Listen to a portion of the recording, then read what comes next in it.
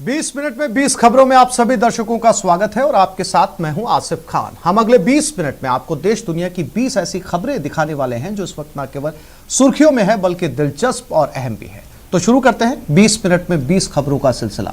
सबसे पहले देखते हैं राजस्थान की कौन कौन सी खबरें इस वक्त अहम है। जिस शख्स पर दनादन थप्पड़, चप्पल और घूंसे बरस रहे हैं वो एक कॉलेज के लेक्चरर हैं और अपनी दरियादिली की वजह से लुटेरों के हत्थे चढ़ गए हैं। इस वीडियो को लेकर कहा जा रहा है कि ये वीडियो 5 जून का है। दरअसल पीड़ित लेक्चरर जो बड़ा गांव के गोमती कॉलेज में पढ़ाते हैं वो अपने गांव बंडावरा से बाइक से चिड़ावा आए थे। लौटते समय 2 लोगों ने उनसे लिफ्ट मांगी। लेक्चरर साहब ने दरियादिली में दोनों को लिफ्ट दे दी। उन्होंने सुनसान जगह देखकर बाइक रुकवा ली और फिर लेक्चरर की पिटाई शुरू कर दी। जी भर पीटने के बाद आरोपी उनसे 4,500 रुपए छीन ले गए। इस मारपीट का आरोपियों ने वीडियो भी बना लिया और फिर उसे वायरल भी कर दिया। लूटपाट की रिपोर्ट लिखाने और वीडियो वायरल होने के बाद पुलिस हरकत में आई। दोनों आरोपियों को गिरफ्तार कर लिया। खास बात यह है कि गिरफ्तार आरोपी में से एक सरकारी कर्मचारी भी है। मोटरसाइकिल सवार से मारपीट कर रुपए छीनने बाबत मामला संज्ञान में आने पर सुल्ताना पुलिस द्वारा अपराधियों की धरपकड़ की जा रही है। आज देर शाम 2 अपराधियों को गिरफ्तार कर उनसे पूछताछ की जा रही है।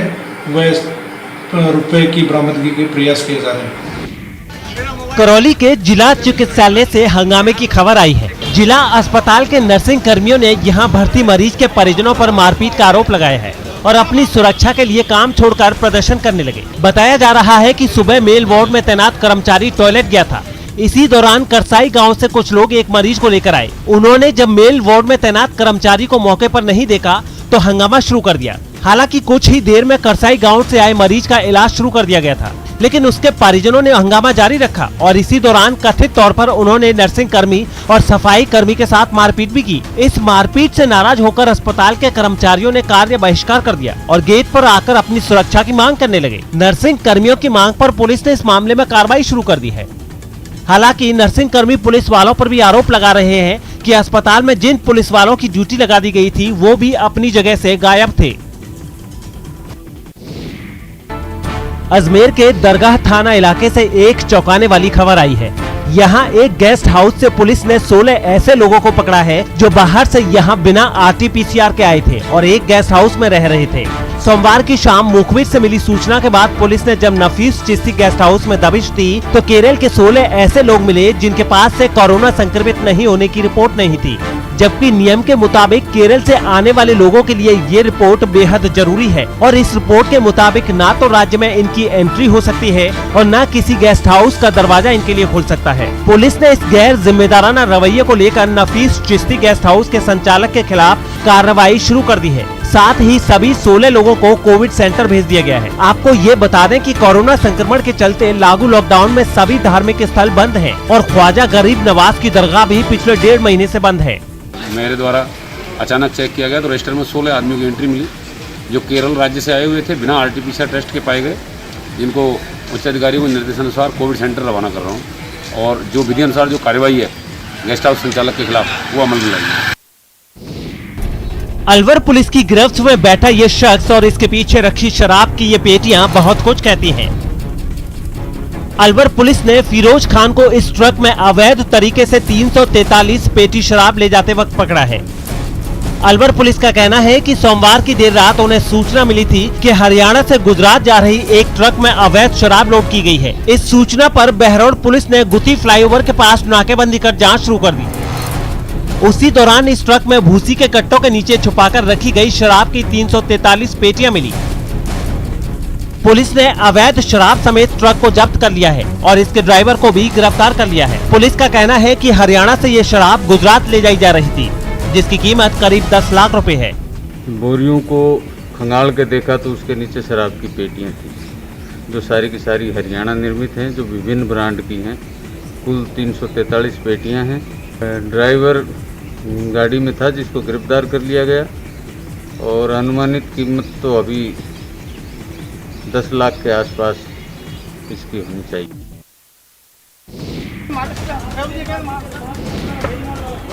बाड़मेर के बालातोरा से एक हैरान कर देने वाला वीडियो सामने आया है।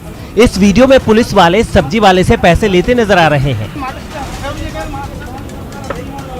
न्यूज 18 इस वीडियो की पुष्टि तो नहीं करता, लेकिन इस वीडियो में जो कुछ नजर आ रहा है, इसे लेकर जो जानकारी मिली है वो हैरान कर देने वाली है।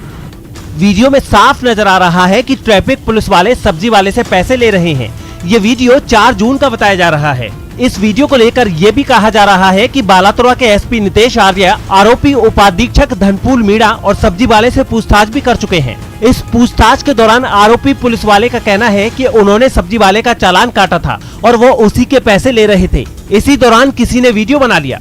सब्जी वाले ने भी चालान की बात कही है, लेकिन अभी इस वीडियो की सच्चाई को लेकर जाँच चल रही है। राजस्थान में कोरोना संक्रमण के मामले कम होते ही अशोक गहलोत की सरकार एक्शन में दिख रही है और इसी एक्शन के तहत सोमवार देर रात कई जिलों के एसपी समेत कई आईपीएस अधिकारियों का तबादला कर दिया गया। खास बात यह है कि सरकार ने जिन 15 आईपीएस अधिकारियों को इधर से उधर किया है, उनमें ज्यादातर विवादित और बड़े नाम हैं। तबादलों की लिस्ट में शराब तस्करी के मामले में विवादों में गिरे सिरोही जिले के एसपी हिम्मत अभिलाषा टांक भी हैं। ड्रग्स और माफियाओं को लेकर स्थानीय नेताओं से टकराव की वजह से विवादों में घिरी नागौर की एसपी श्वेता धनखड़ का भी तबादला कर दिया गया है। नौकरी में रहते हुए 2 शादियों के मामले में बर्खास्त किए गए तेज तर्रार आईपीएस अधिकारी पंकज चौधरी भी सुप्रीम कोर्ट से मुकदमा जीतने के बाद पोस्टिंग पा गए हैं। हालांकि इन्हें अभी स्टेट डिजास्टर रिस्पांस में लगाया गया है। राजस्थान सरकार ने नागौर, सिरोही के अलावा प्रतापगढ़, चित्तौड़गढ़, राजसमंद, सवाई माधोपुर और जयपुर में भी एसपी के तबादले किए हैं। माना जा रहा है कि आईपीएस अधिकारियों के तबादले की एक और लिस्ट जल्दी ही आ सकती है। पीएम मोदी ने सभी राज्यों को 18+ वालों के लिए कोरोना का मुफ्त टीका देने का ऐलान कर दिया है। उनके इस फैसले से अकेले राजस्थान के ही करीब 3000 करोड़ रुपए बच जाएंगे। सोमवार शाम राष्ट्र के नाम संबोधन में पीएम नरेंद्र मोदी ने बताया कि अब राज्यों को वैक्सीन खरीदने की जरूरत नहीं है। केंद्र सरकार ही वैक्सीन खरीदकर मांग और जरूरत के मुताबिक राज्यों को मुफ्त देगी। इसमें 18 से 44 वर्ष के लोग भी शामिल होंगे। ये व्यवस्था 21 जून को अंतर्राष्ट्रीय योग दिवस से शुरू होगी। केंद्र खुले बाजार से 75% वैक्सीन खरीदेगा, जबकि 25% वैक्सीन निजी अस्पताल खरीद सकेंगे। हालांकि निजी अस्पताल टीका लगवाने वालों से वैक्सीन की कीमत के ऊपर सिर्फ 150 रुपए का सर्विस चार्ज ही ले पाएंगे। इसके साथ ही प्रधानमंत्री ने घोषणा की कि 80 करोड़ लोगों को मुफ्त राशन देने के लिए पिछले वर्ष लॉकडाउन के दौरान शुरू की गई गरीब कल्याण अन्न योजना को नवंबर 2021 यानी दीपावली तक जारी रखा जाएगा। बता दें कि राजस्थान सरकार 18+ वालों को टीका लगवाने के लिए कोविशील्ड निर्माता कंपनी सीरम और कोवैक्सीन निर्माता कंपनी भारत बायोटेक को कुल 101 करोड़ रुपए 48,15,000 रुपए की वैक्सीन का ऑर्डर दे चुकी है। इसमें से अब तक 57.67 करोड़ रुपए में 17,87,000 टीके मिल चुके हैं। शेष बचे 42 करोड़ 33,65,110 रुपए के 12,66,000 टीके 9 जून और उसके बाद देने का वादा किया गया है। इसे लेकर चिकित्सा मंत्री रघु शर्मा ने कहा है कि केंद्र सरकार तो 21 जून के बाद फ्री वैक्सीनेशन का कह रही है, तब तक बहुत देर हो चुकी होगी। ऐसे में कंपनियों से 42.33 करोड़ रुपए बकाया राशि की भी वैक्सीन मंगवाएंगे। पैसे वापस नहीं लेंगे ताकि 21 जून तक लगातार सघन टीकाकरण अभियान चल सके। राजस्थान सरकार ने सीरम को 76.58 करोड़ रुपए और बायोटेक को कुल 24.89 करोड़ रुपए का ऑर्डर दिया है। मरूधरा में अनलॉक का दूसरा फेज शुरू हो गया है। गृह विभाग ने सोमवार की शाम अनलॉक 2 की गाइडलाइंस जारी कर दी थी, जिसके बाद से आप बाजार शाम 4 बजे तक खुल सकेंगे। साथ ही लॉकडाउन में भी 12 घंटे की छूट दी गई है, यानी अब डेली कर्फ्यू का समय बढ़ाकर दोपहर 12 बजे की जगह शाम 5 बजे कर दिया गया है। नई गाइडलाइंस के मुताबिक निजी वाहनों से सुबह 5 बजे से शाम 5 बजे तक प्रदेश भर में आने जाने की छूट दी गई है। साथ ही अब वीकेंड कर्फ्यू 2 दिन शनिवार और रविवार का ही होगा, जबकि सोमवार को भी बाजार खोलेंगे। प्रदेश में 10 मई से बंद पब्लिक ट्रांसपोर्ट भी शुरू हो जाएगा। नई गाइडलाइन में पब्लिक और प्राइवेट ट्रांसपोर्ट को चलाने और एक जिले से दूसरे जिले में आवागमन की छूट के अलावा बाकी पुरानी पाबंदियां जारी रखी गई हैं। इसके अलावा नई गाइडलाइन में सुबह 5 से 8 बजे तक पब्लिक गार्डन में भी घूमने की अनुमति दे दी गई है। हालांकि शादी समारोह पर 30 जून तक पहले की तरह पाबंदी जारी रहेगी, यानी केवल 11 लोग घर पर ही शादी में शामिल हो सकेंगे। शादी में किसी तरह के समारोह, बारात, भोज की अनुमति नहीं होगी। बाजारों की बात करें तो ऐसे बाजार जहां केवल बड़े बड़े कॉम्प्लेक्स हैं और सेंट्रल एसी वाले नहीं हैं, उन्हें खोलने की अनुमति होगी।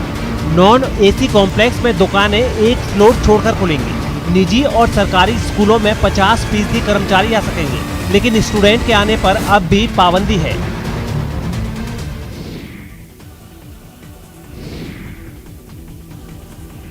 नेशनल टाइगर कंजर्वेशन अथॉरिटी यानी एनटीसीए ने राजस्थान समेत देश के सभी टाइगर रिजर्व को टूरिज्म एक्टिविटी के लिए बंद करने का फैसला किया है। एनटीसीए ने सभी टाइगर रिजर्व को एक खत लिखा है, जिसमें अगले आदेश तक रिजर्व को बंद रखने और सभी टूरिज्म एक्टिविटी रोकने की बात कही है। दरअसल एनटीसी को ये कदम चेन्नई वेंडालूर चिड़ियाघर में एक शेरनी की कोरोना संक्रमण से संभावित मौत की वजह से उठाना पड़ा है। एनटीसीए ने इस घटना का जिक्र करते हुए लिखा है कि इंसानों से जानवरों में संक्रमण फैलने से रोकने के लिए ये कदम उठाना होगा। आपको बता दें कि वेंडालूर के अरिगनार अन्ना जूलॉजिकल पार्क में संक्रमण से 9 साल की शेरनी नीला की 3 जून को शाम करीब 6:15 बजे मृत्यु हो गई थी। नीला सिम्टोमेटिक थी। इसके अलावा यहाँ 11 में से 9 शेरों की रिपोर्ट भी पॉजिटिव आई है। इससे पहले हैदराबाद के नेहरू जूलॉजिकल पार्क के 8 शेर कोरोना पॉजिटिव आए थे और फिर जयपुर चिड़ियाघर के बब्बर शेर त्रिपुर की कोरोना रिपोर्ट पॉजिटिव आई थी। इसके अलावा इसी चिड़ियाघर में एक सफेद बाघ और एक अन्य शेर को भी कोरोना संदिग्ध पाया गया था। ये तीनों शेर पिछले लंबे वक्त से जयपुर दिल्ली हाईवे पर नाहरगढ़ बायोलॉजिकल पार्क स्थित लॉयन सफारी में रह रहे हैं। इन दिनों चित्तौड़गढ़ में बहने वाली गंभीरी नदी की सफाई का काम जोर शोर से चल रहा है। नदी की तलहटी में जमे गाद को हटाया जा रहा है। साथ ही नदी में जहां जहां कचरा जमा है उसे ट्रैक्टर ट्रॉली की मदद से नदी से बाहर निकाला जा रहा है। नदी की ये सफाई मानसून की आहट को देखते हुए शुरू की गई है। दरअसल गंभीरी नदी में जमा गाद की वजह से जोरदार बारिश के समय नदी का पानी बाहर निकलकर शहर में घुसने लगता है, जिसकी वजह से लोगों को बड़ी परेशानी का सामना करना पड़ता है। इस बार ऐसा ना हो, इसके लिए जिला प्रशासन ने नदी से गाद और कचरा हटाने का काम पहले ही शुरू कर दिया है, ताकि बारिश के वक्त पानी के बहाव और बाहर निकलने में कोई बाधा ना आए। तो काफ़ी वर्षों से वहाँ पे सफाई नहीं हुई और बरसात के बाद में जो पानी भरा रहता है उसमें जो पुरानी गंदगी से उससे बहुत न्यूसेंस क्रिएट होता है, बहुत चढ़ान मारता है। तो इस बार प्रशासन के सहयोग से उसके जो पुराना जो मलबा जमा हुआ है उसकी सफाई की व्यवस्था की जा रही है। 20 मिनट 20 खबरों में अब देख लेते हैं कुछ दूसरे राज्यों की महत्वपूर्ण खबरें। पुणे की मुलसीम एमआईडीसी इलाके की एक केमिकल फैक्ट्री में आग लगने से 15 महिलाओं समेत 17 लोगों की मौत हो गई है। ये आग सोमवार की शाम करीब 5 बजे लगी थी। जिस वक्त ये आग लगी उस वक्त फैक्ट्री में 37 मजदूर काम कर रहे थे। इनमें से 20 को सुरक्षित निकाल दिया गया, लेकिन 17 लोग आग की चपेट में आ गए। पुणे की इस केमिकल फैक्ट्री में आग बुझाने के लिए दमकल विभाग की 8 गाड़ियां मौके पर पहुंची थी, लेकिन फैक्ट्री में लगी आग इतनी भीषण थी कि आग बुझाने के लिए फैक्ट्री के एक हिस्से को जेसीबी मशीन से गिराकर उसमें भरे धुएं को निकाला गया। फैक्ट्री में धुआं भरने के कारण रेस्क्यू ऑपरेशन में काफी दिक्कतें आई। बताया जा रहा है कि SBS नामक इस केमिकल फैक्ट्री में क्लोरीन डाइऑक्साइड बनाया जाता है। फैक्ट्री से पुणे नगर निगम को क्लोरीन की सप्लाई भी की जाती थी। हादसे के बाद कंपनी का मालिक भी फरार है। इस हादसे पर प्रधानमंत्री नरेंद्र मोदी ने दुख जताया है। साथ ही उन्होंने मृतकों के परिवार वालों को 2-2 लाख रुपए मुआवजे और घायलों के लिए 50-50 हजार रुपए मुआवजे की घोषणा की है। साथ ही महाराष्ट्र सरकार की ओर से डिप्टी सीएम अजीत पवार ने मृतकों के परिजनों को 5-5 लाख रुपए और घायलों को 50,000 रुपए मुआवजा देने की जानकारी दी है। उत्तर प्रदेश के मुजफ्फरनगर से डरा देने वाली तस्वीरें सामने आई। वहां टायर से तेल निकालने वाली एक फैक्ट्री में आग लग जाने से हड़कंप मच गया। बताया गया है कि तेल लीक होने की वजह से यह हादसा हुआ, जिससे फैक्ट्री का एक हिस्सा अचानक आग की लपटों में गिर गया। देखते ही देखते उसके आसपास धुएं का गुबार फैलने लगा। ये देखकर वहां अफरा तफरी मच गई। फैक्ट्री के कर्मचारियों ने इस हादसे की जानकारी तुरंत प्रशासन को दी, जिसके बाद वहां पहुंचे दमकल कर्मियों ने आग बुझाने का काम शुरू कर दिया। 2 घंटे में आग पर काबू पा गया। वो कोई चोट चपेट नहीं है, कोई जनहानि नहीं है। फायर ब्रिगेड के लोगों ने आग को फैलने से तो बचा लिया, लेकिन इसके बुझने तक फैक्ट्री को लाखों रुपए का नुकसान हो चुका था। उत्तर प्रदेश के बुलंदशहर से हैरान करने वाली खबर सामने आई है। यहाँ प्रॉपर्टी के विवाद में दो पक्ष आपस में ही भिड़ गए। बताया गया है कि मारपीट के दौरान वहां फायरिंग भी हुई और दोनों पक्षों के लोगों को देखकर ऐसा लगा मानो वो एक दूसरे की जान लेकर ही रहेंगे। उनके बीच काफी देर तक मारपीट जारी रही। नौबत यहां तक आ गई कि उनमें कई लोगों ने एक दूसरे पर लाठियां बरसानी शुरू कर दी। इतनी बेरहमी से उन्होंने एक दूसरे को पीटा कि दोनों पक्षों के कई लोग बुरी तरह से जख्मी हो गए। एक आदमी तो वहीं सड़क पर गिर गया, जिसे उसके एक साथी ने संभाला। बात करने इन्होंने हम पे हमला कर दिया, फायरिंग कर। जब बवाल हुआ वहां कुछ पुलिस वाले भी मौजूद दिखे जो इन लोगों को रोकने की कोशिश करते रहे, लेकिन उन्होंने उनकी एक नहीं सुनी। ऐसे हालात में वहां पुलिस की पूरी टीम पहुंची, जो हंगामे में शामिल कुछ लोगों को अपने साथ थाने ले गई। घटना के लिए विवाद के लिए दोषी हैं, उनको पुलिस ने हिरासत में ले लिया है। इस हंगामे के दौरान वहां जो लोग जुटे वो सिर्फ तमाशबीन बनकर सब कुछ देखते रहे। बाद में घायलों को इलाज के लिए अस्पताल ले जाया गया। हरियाणा के हिसार से दिल दहला देने वाला एक वीडियो सामने आया है। यहाँ बीच बाजार में एक लड़के की पीट कर हत्या कर दी गई। खास बात यह है कि इस वारदात का खौफनाक वीडियो वहां लगे सीसीटीवी कैमरे में रिकॉर्ड हो गया। इस वीडियो में 3 लड़के सड़क पर गिरे एक लड़के को बुरी तरह से पीटते दिखे। उसकी अधमरी हालत के बावजूद आरोपी ने उस पर ईंटों और कुर्सियों से हमला करना जारी रखा। इससे पहले एक हमलावर ने उसे बीच सड़क पर दबोच दिया और फिर उस पर चाकू से वार करने लगा। कुछ देर में ही वो लड़का घायल होकर सड़क पर गिर गया। इसके बाद बदमाश के 2 और साथी वहां पहुंच गए और फिर तीनों ही उसकी जान लेने के पीछे पड़ गए। इस खौफनाक हमले को देखकर आसपास के लोग वहां से भाग खड़े हुए। कोई भी मदद के लिए आगे नहीं आया। इस वारदात के बाद इलाके की पुलिस हरकत में आई और आरोपियों को जल्द पकड़ने का भरोसा दिया। कुछ सुराग मिले हैं उनके बारे में और रात को ही उनको अरेस्ट करेंगे। बताया गया है कि इससे पहले 31 मई को किसी बात पर दोनों के बीच विवाद हुआ था। लॉकडाउन में थोड़ी सी छूट मिलते ही दिल्ली और मुंबई में सड़कों पर ट्रैफिक रेंगता हुआ दिखने लगा। दोनों ही शहरों को धीरे धीरे अनलॉक करने की योजना बनाई गई है, लेकिन अनलॉक के दूसरे चरण की शुरुआत में ही दिल्ली के आईटीओ पर ट्रैफिक जाम हो गया। लॉक शुरू हुआ तो सड़कों पर ट्रैफिक जैम की समस्या भी नजर आने लग गई है। इस वक्त आईटीओ पर हम लोग मौजूद हैं, जहां पर आपको गाड़ियों की भीड़ नजर आएगी। सड़कों पर ट्रैफिक जाम का अंदेशा सरकार को पहले से ही था, इसीलिए इस चरण में आधी क्षमता के साथ मेट्रो को चलाने का फैसला भी लिया गया है। दिल्ली में भीड़ केवल सड़कों पर ही नहीं, मंडियों में भी दिखने लगी। सोशल डिस्टेंसिंग तो छोड़िए, लोग मास्क लगाना भी जरूरी नहीं समझ रहे। मास्क अभी भी मास्क लगाया ठीक से नहीं लगता, फायदा लूज हो जाता है, उतर जाता नहीं। हालात मुंबई के भी कुछ अलग नहीं रहे। छूट मिलने की शुरुआत के साथ ही सड़कों पर भी ट्रैफिक की रफ्तार सुस्त पड़ने लगी। लोग लापरवाही ना बरतें, इसके लिए पुलिस ने चेकिंग अभियान भी सख्ती से चलाया। बिना वजह बाहर निकलकर घूमे ना, इसके लिए मुंबई पुलिस की तरफ से चेकिंग अभियान चलाया गया है। मुंबई में बड़ी संख्या में ऐसे लोगों पर कानूनी कार्रवाई की गई जो घरों से निकलने की ठोस वजह नहीं बता पाए। समुद्र के किनारे पेट्रोलिंग करने के लिए मुंबई पुलिस अब खास तरह की गाड़ियों का इस्तेमाल करेगी। ऑल टेरेन व्हीकल का मतलब है कि ये गाड़ी हर एक रास्ते पर चल सकती है, चाहे वो रेत हो या फिर कीचड़ हो या फिर दलदल हो या फिर जो नॉर्मल रोड होती है उस पर। ये all terrain vehicle Reliance foundation की तरफ से मुंबई पुलिस को दिए गए हैं, जिसे पुलिस को सौंपने के लिए गिरगांव चौपाटी पर एक कार्यक्रम भी रखा गया था। इस कार्यक्रम में सीएम उद्धव ठाकरे ने ऑल टेरेन व्हीकल को हरी झंडी दिखाई और झंडी दिखाते ही मंच के सामने से गाड़ियां चलती हुई दिखने लगी। साथ ही बैंड की धुन भी बजती रही।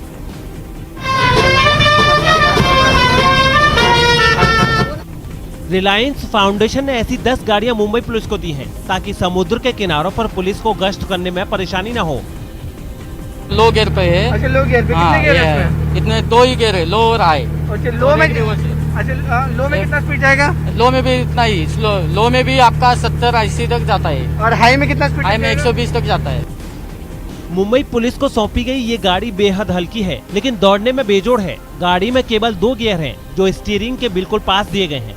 मुंबई पुलिस के जवानों को ये गाड़ियां चलाने के लिए खास ट्रेनिंग भी दी जा चुकी है। मुंबई में अलग अलग बीच पर अक्सर लोगों की भारी भीड़ जमा होती है। खास तौर पर गणेश विसर्जन जैसे मौकों पर तो हुजूम बेकाबू होने लगता है, लेकिन इन गाड़ियों की मदद से पुलिस वाले पल भर में ही एक कोने से दूसरे कोने तक पहुंच जाएंगे। अनलॉक की प्रक्रिया शुरू होते ही जम्मू नगर निगम ने शहर को सैनिटाइज करने के लिए एक खास अभियान की शुरुआत कर दी। जम्मू में कोरोना मरीजों की संख्या में कमी आने के बाद वहां बाजार खुल गए और पहले के मुकाबले सड़कों पर भीड़ भी बढ़ गई। इस भीड़ की वजह से महामारी के फिर पैर पसारने का खतरा बढ़ गया है।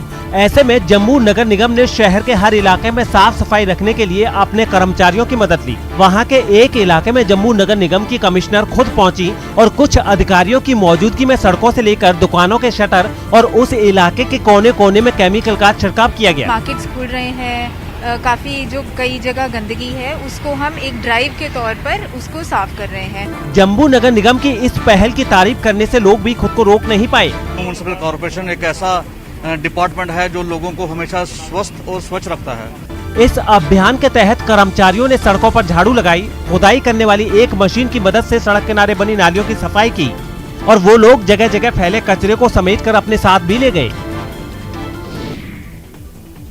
और अब देख लेते हैं अंतर्राष्ट्रीय जगत की कुछ महत्वपूर्ण खबरें। इजराइल और फिलिस्तीन के बीच चल रहे तनातनी के बीच यरूशलेम में 23 साल की एक लड़की की गिरफ्तारी पर पुलिस स्टेशन ही जंग का मैदान बन गया। असल में पूर्वी यरूशलेम के एक छोटे से इलाके से शेख जर्राह में सालों से बसे फिलिस्तीनियों को खदेड़कर वहां इजराइल के लोगों को बसाने की कोशिश की जा रही है। इसी के विरोध में गिरफ्तार की गई लड़की वहां महीनों से हो रहे प्रदर्शनों की अगुवाई कर रही है। ऐसे में जब प्रदर्शन का नेतृत्व कर रही लड़की को पुलिस पकड़कर ले गई तो प्रदर्शनकारियों ने पुलिस स्टेशन पर ही धावा बोल दिया। Heart cholesterol